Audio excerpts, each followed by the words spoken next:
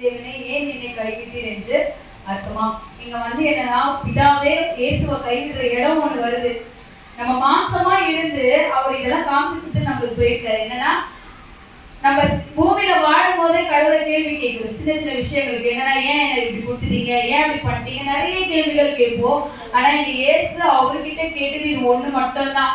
அப்ப என்னன்னா இது ஒத்த வசனம் நம்ம பார்த்தோம்னா ஏசாயா 54 ஏசாயா 54:7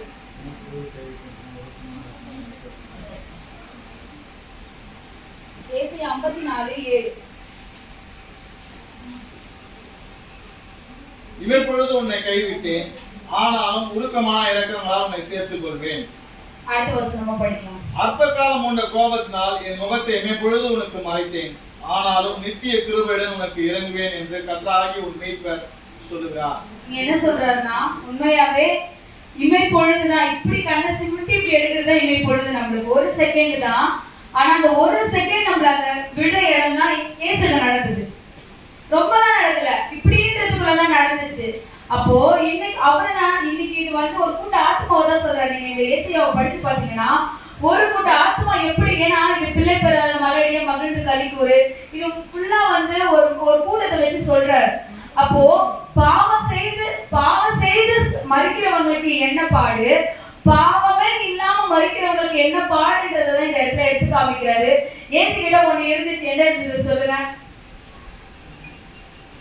அவர் ஏன் மறிக்கணும், என்ன இருந்தது? அப்போ மாம்சம். அவர்கிட்ட மாம்சம் இருந்தது. என்னன்னா நம்ம தப்பு செஞ்சுட்டு பாட அனுபவிக்கிறோம், அவர் தப்பே செய்யாம பாட அனுபவிச்சாரு. இதுதான் அவருக்கும் நம்மளுக்கும் உள்ள வித்தியாசம். நம்ம கேள்வியே கேட்க கூடாது. அவர் கேட்டாருன்னா அவருக்கு உண்மையான தகுதி இருந்துச்சு. உனக்கு எனக்கு என்ன தகுதி இருக்கு நம்ம அவரை கேள்வி கேட்க? உண்மையான அந்த தகுதி நம்மளுக்கு இல்லை. ஆனா நம்ம கேட்போம், எனக்கு எப்படிப்பட்ட புருஷனை கொடுத்தீங்க, எனக்கு எப்படிப்பட்ட புள்ளைய கொடுத்தீங்க, எனக்கு ஏன் இந்த லைஃப், எனக்கு ஏன் இந்த வாழ்க்கை, எனக்கு ஏன் இந்த ஜீவி, ஏன் கேட்கிறீங்க? கேட்க கூடாது. ஏன்னா மாம்சத்துல அவரு பாவமே இல்லை, உனக்காகவும் எனக்காகவும் கொடுத்தாரு. அதனாலதான் அவருக்கு அந்த கோபம் வந்துச்சு. ஏன் தெரியுமா? அவர் முழுக்க பாவமே செய்யாம வாழ்ந்தார் அந்த 33 வருஷம்.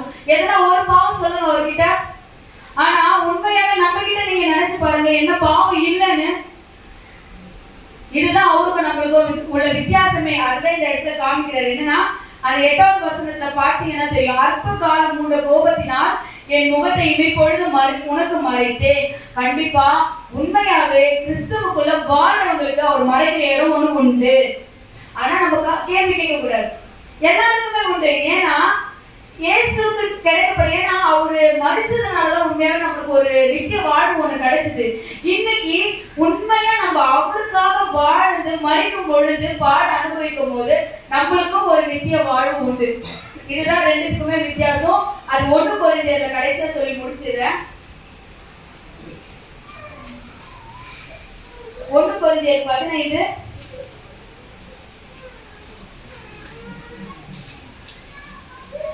51. இதோ ஒரு ரகசியத்தை உங்களுக்கு அறிவிக்கிறேன், நாம் எல்லோரும் வெற்றி அடைவதும் இல்லை, ஆகிலும் கடைசி எக்காலம் தொழிக்கும் பொழுது ஒரு நிமிஷத்திலே ஒரு இமை பொழுதிலே நாம் எல்லோரும் மறுரூபமாக்கப்படுவோம். இயேசு மறிக்கும் பொழுது நீங்க பாத்தீங்கன்னா, நீங்க அது நல்லா படிங்க அந்த அதிகாரத்தை. அதோட நான் இதை ஒப்பிடுறேன். என்னன்னா அவர் மறிச்ச அப்பவே, முன்ன பின்னெல்லாம் கிடையாது, அவர் மறிச்ச உடனேயுமே அப்ப மறித்தவர்கள் அவரோடு கூட எழுந்திருக்கிறாங்க. அப்ப எவ்வளவு பேர் மறிச்சிருப்பாங்க. ஆனா அந்த சிலர் குறிப்பிட்ட பரிசுத்தவான்கள் எல்லாரும் எழுந்திருக்கிறாங்க அவருக்கு கூட. ஆனா இன்னைக்கு நம்ம மறிக்கிற எல்லாருக்கும் மரணம்ன்றது நிச்சயம். ஆனா அவருக்குள்ள நீ பரிசுத்தமா வந்து ஜீவிக்கிறியா? பாட அனுபவிக்கிற கிறிஸ்துவ பாட அனுபவிக்கிற நீ உலகமாலாம் இல்ல, நீ குடிச்சிட்டு பாட அனுபவிக்கிறது இல்ல, அவருக்காக ஊழியர் பாட அனுபவிக்கிறியா? ஒரு ஆத்மாவோட பாரத்தை நீ ஏத்துக்கிறியா? ஒரு ஆத்மாக்காக வியாதியை ஏத்துக்கிறியா? ஒரு ஆத்மாக்காக சிறைச்சாலைக்கு சென்று போய் சுவிசேஷத்தை நீ சொல்றியா? இதுதான் அவருக்குள்ள வாழ்ற வாழ்க்கை.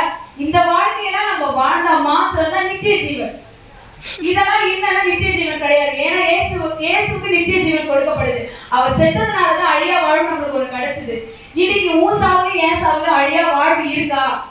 இதுதான் நம்ம இந்த இடத்துல நிறுத்திக்கணும். பரிசுத்தமா நம்ம ஜீவிக்கிறோமா? தன்னை தானே நிதானித்து அறிந்தால் நியாயம் தீர்க்கப்படும் என்ற வண்ணமா நம்ம உண்மையாவே பரிசுத்த ஜீவித்த வாழணும். நீ நானே பூமியில உண்டாகப்பட்டோம்.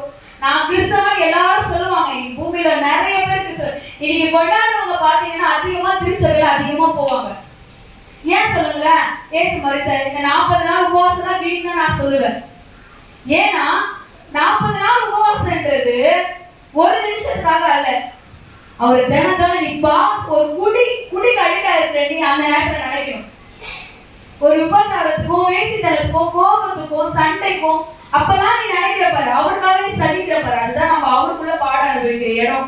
அப்ப இப்படி நம்ம பரிசுத்தமா வாழணும்னா கண்டிப்பா நித்திய ஜீவனுக்குள்ள நம்ம போவோம். இதெல்லாம் நம்ம அவருக்காக நம்ம செய்யற ஒரே இடம்.